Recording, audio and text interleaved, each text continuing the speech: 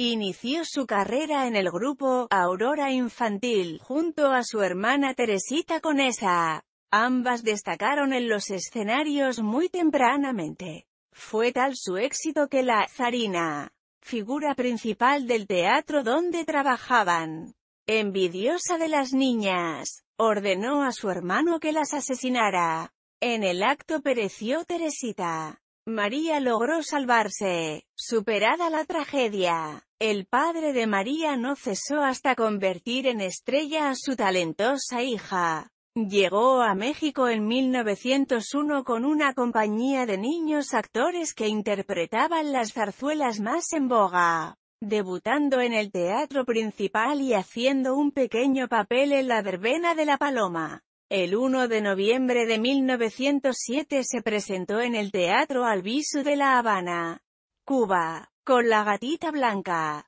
consiguiendo un éxito arrollador. Este mote lo mantendría de por vida. Sus mayores prendas no radicaban en sus facultades vocales sino en la picardía de sus actuaciones.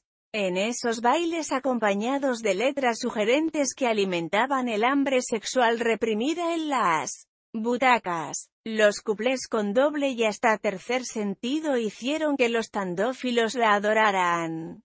Retorna a México en noviembre de 1907. Ya consagrada como primerísima tiple cómica por los públicos de Barcelona y de La Habana, presentándose de nuevo en el Principal con su máxima creación, La Gatita Blanca. También se la conoció como la madrecita de los españoles por su generosidad con los compatriotas indigentes. Otros de sus grandes éxitos fueron El Alegre Trompetería y Las Musas Latinas. Su popularidad fue tan grande que incluso se creó un partido político con su nombre, el PC, Partido Estudiantil Conesista, que la defendía de los ataques de una parte del público y la prensa. En 1909 debutó en el Teatro Colón, convirtiéndose en su máxima figura, con un espectáculo de variedades menos atrevido que el que había ofrecido en el Teatro Principal, con el que provocó algunos escándalos y severas críticas en la prensa. Los acontecimientos políticos y el clima de agitación social en México le hicieron regresar a España en 1912, pero ya era toda una institución en ese país, y regresó ese mismo año, reapareciendo en el Colón en 1914. Con la gran expectación por parte de crítica y público, reapareció con la obra La Niña de los Besos, aunque el mayor éxito lo obtuvo en esa temporada con La Bella Lucerito, de los hermanos Álvarez Quintero, con música de Arturo Saco del Valle, en la que había de repetir una y otra vez el número bailable. En plena efervescencia revolucionaria, María siguió dando funciones. Ella lo había dicho: a mí las balas me respetan. Los combatientes asistían carabina en mano a verla. Afuera del teatro detonaban los disparos. Adentro los aplausos. De 1915 a 1923 la Conesa actuó en los teatros más importantes de la capital e hizo gira por el interior de la República, conocida como la Tiple de la Revolución. Pancho Villa se prendó de ella cuando, como parte del número Las Percheleras, María le cortó un botón de la camisa, por lo que amenazó con raptarla. La Gatita Blanca no cedió y finalmente se le escabulló al revolucionario. También impresionó a Emiliano Zapata, quien le haría un regalo e incluso el caudillo del sur coquetearía con ella en una de sus presentaciones. Más adelante, junto con Esperanza Iris y Prudencia Grifel, formó el espectáculo de las Tres Gracias. María también brindó impulso a las carreras de otras celebradas tiples, tales como Celia Montalbán, Lupe Rivas Cacho, Aurora Walker, Mimi Derba y Lupe Vélez. María Conesa se casó con Manuel Sanz, joven descendiente de una familia de abolengo capitalino. de quien muy joven y para escándalo de la época se embarazó y había parido estando soltera. El señor Sanz acabó siendo para todos el señor Conesa, quien, harto de la farándula y los asedios amorosos de los admiradores de su mujer, se divorció de ella. La Gatita Blanca fue amiga personal de varios presidentes mexicanos: Porfirio Díaz, Francisco I. Madero, Plutarco Elías Calles, Pascual Ortiz Rubio, Venustiano Carranza, Manuel Ávila Camacho, etc. La mayoría la había admirado desde el teatro. Dicen que esto le significó una discreta influencia en el poder político, aunque en una entrevista ella confesó: ni con Villa, ni con Zapata, ni con Calles, ni siquiera con Maximino Ávila Camacho, con ninguno de ellos me hubiera casado. El músico Agustín Lara quedó tan impresionado al conocerla que le compuso 2 temas: El Sotis, la guapa, y Monísima mujer. Una corte de galanes rodeaba a la tiple valenciana.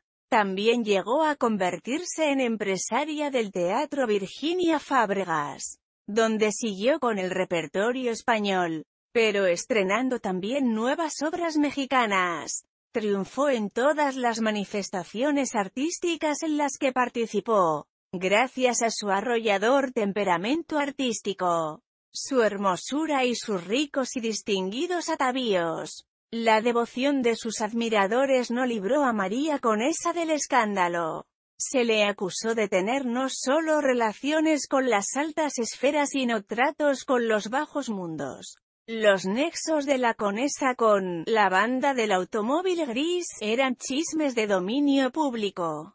Corrían rumores de que la Gatita Blanca era amante de Juan Merigo, líder de la banda, quien robaba joyas en casas de adinerados y complacía con ellas los gustos de María, acostumbrada a las alhajas y a los lujos. En 1924, en viaje de turismo a España, el empresario José Campúa la invitó a debutar en el Madrid Cinema y posteriormente en el Teatro Maravillas, abonándola 1000 pesetas diarias. Regresó a México ese mismo año para participar en una temporada de zarzuela, pero su vuelta no respondió a la expectación del público, ya que el género frívolo estaba en clara decadencia. Cultivó no solo la zarzuela y la opereta, sino también fue de las principales impulsoras de la revista musical mexicana, que tanto auge tuvo en la primera mitad del siglo XX.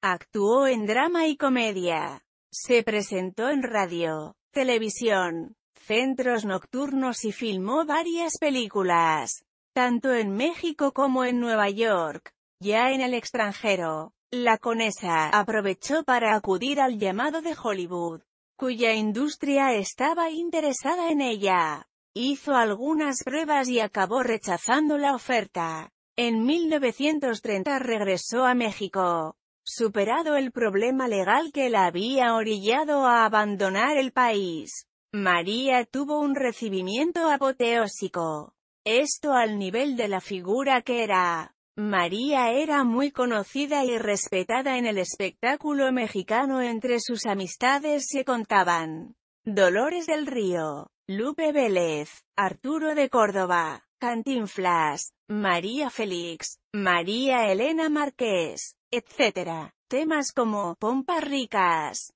Mi querido capitán, El castigador, El morrongo, Los polichinelas, entre otros, fueron popularizados gracias a la primerísima tiple valenciana por la que pasaban los años, pero no el éxito. Con la declive del teatro frívolo, María aceptó realizar algunas incursiones en el cine en los años e incluso realizó una telenovela en los años. En agosto de 1978, interpretó en una compañía de zarzuela, en el Teatro de la Ciudad, el papel de la tía Antonia de la verbena de la Paloma. Nadie podía imaginar que en aquella función se despedía de su público. precisamente interpretando la misma obra con que se presentó en México. Unos días después, en el Casino Español, era nombrada María de México y España. El 4 de septiembre todos los diarios destacaban en grandes titulares que la eterna María Conesa había desaparecido para siempre.